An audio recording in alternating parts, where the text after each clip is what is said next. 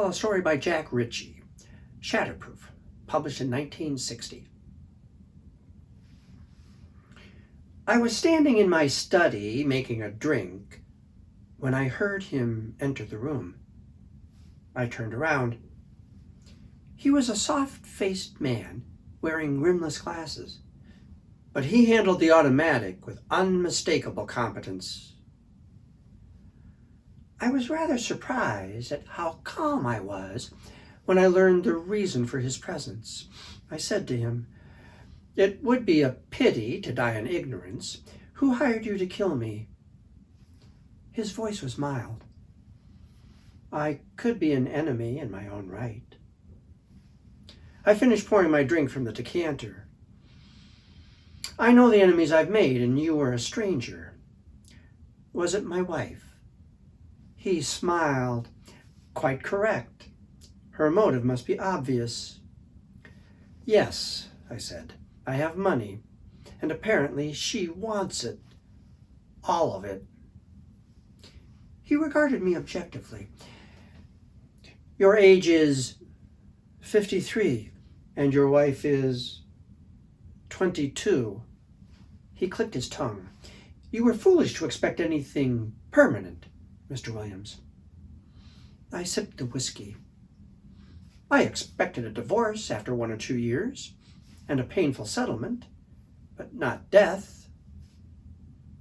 He looked at me carefully. "Your wife is a beautiful woman, and greedy, Mr. Williams. I'm surprised you never noticed." My eyes went to the gun. "I assume you've killed before?" "Yes." "And obviously you enjoy it." He nodded. "A morbid pleasure, I admit, but yes, I do." I watched him and waited. Finally, I said, "You've been here more than 2 minutes, and I'm still alive." He spoke softly. "There is no hurry, Mr. Williams." "Ah. Then the actual killing is not your greatest joy. You must savor the preceding moments. You have insight, Mr. Williams, and as long as I keep you entertained in some manner, I remain alive. Within a time limit, of course." "Naturally.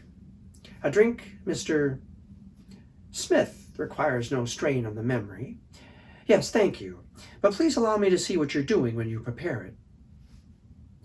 It's hardly likely that I would have poison conveniently at hand for just such an occasion. Hardly likely, but still possible. He watched me while I made his drink, then took a seat on an easy chair. I sat on the couch. Where would my wife be at this moment? "At a party, Mr. Williams. There will be 12 people to swear that she never left their sight during the time of your murder." "I will be shot by a burglar?" He put his drink on the cocktail table in front of him. "Yes. After I shoot you, I shall of course wash this glass and return it to your liquor cabinet. And when I leave, I shall wipe all fingerprints from the doorknobs I've touched. You will take some trifles with you to make the burglar story more authentic?" "That will not be necessary, Mr. Williams. The police will assume that the burglar panicked after he killed you and fled empty-handed." "That painting on the east wall," I said. "It's worth 30,000. His eyes went to the painting for a moment, and then quickly returned to me. "It is tempting, Mr. Williams, but I desire to possess nothing that would even remotely connect me to you. I appreciate art, especially its monetary value, but not enough to risk the electric chair." Then he smiled. "Or were you perhaps offering me the painting in exchange for your life?" "It was a thought." "I'm sorry, Mr. Williams.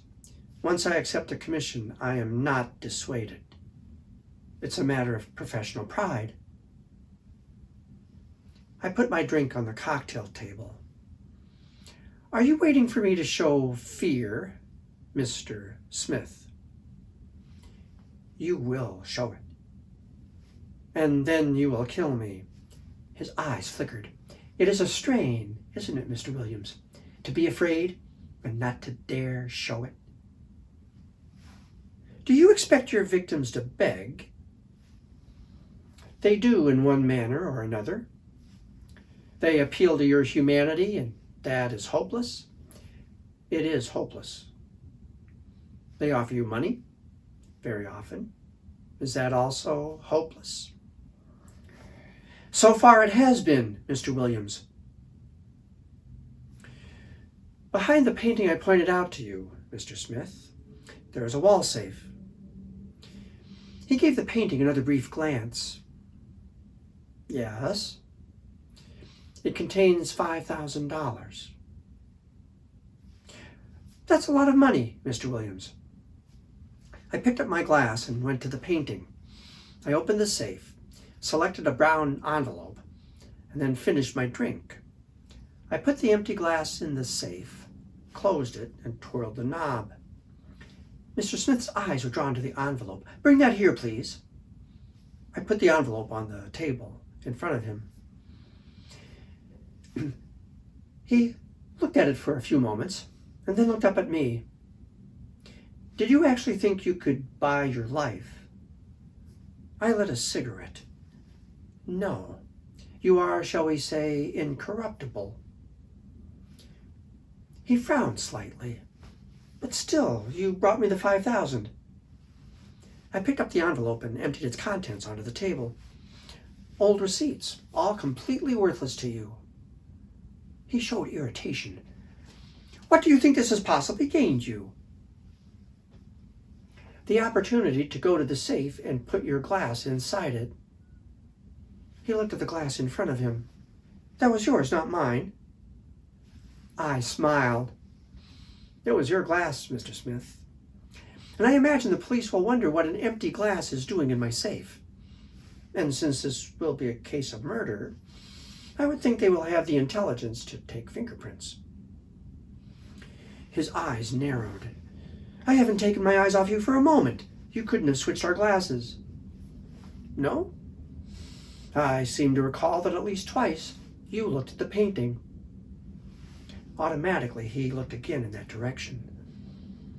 Only for a second or two. It was enough. He began to perspire. I say it was impossible. Then I'm afraid you will be greatly surprised when the police come for you. And after a while, you will have the delightful opportunity of facing death in the electric chair.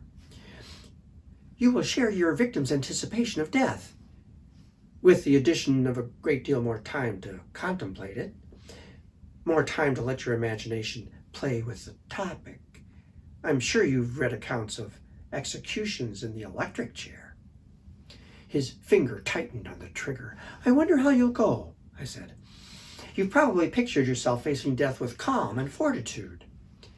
But that is a common and comforting delusion, Mr. Smith. You will more likely have to be dragged. His voice was level. Open that safe or I'll kill you. I laughed.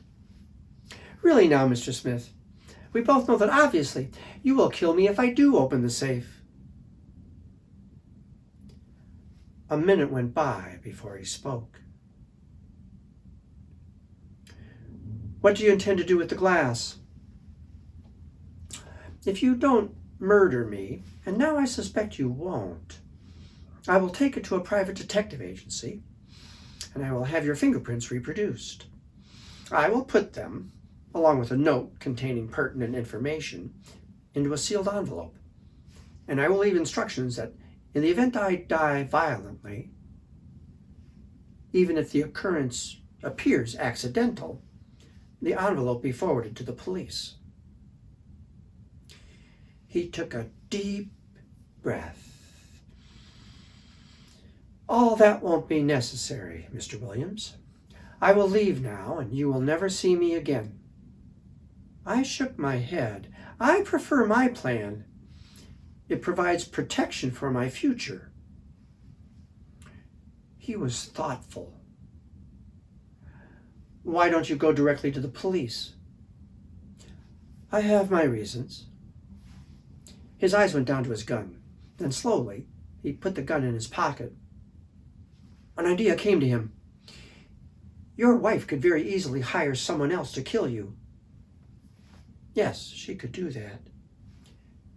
I would be accused of your murder. I could go to the electric chair. I imagine so. Unless Smith waited. Unless she were unable to hire anyone. He replied, but there must be half a dozen others. He stopped.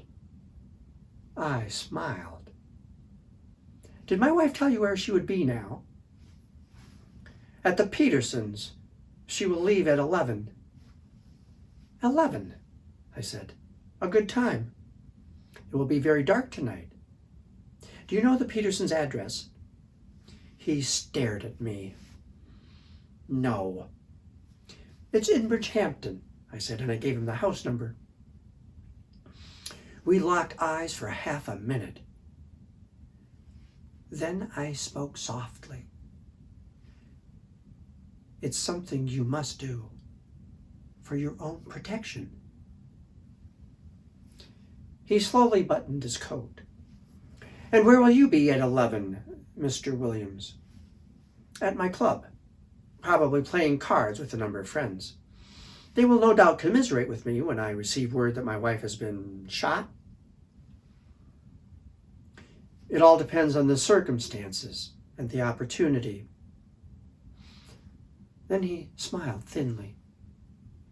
Did you ever love her? I picked up a jade figurine and examined it. I was extremely fond of this piece when I first bought it. Now it bores me. I will replace it with another. After he was gone, I had just enough time to take the glass to a detective agency before going on to my club. Not the one in the safe, of course. It held only my own fingerprints. I took the one Mr. Smith left on the cocktail table. His fingerprints developed quite clearly.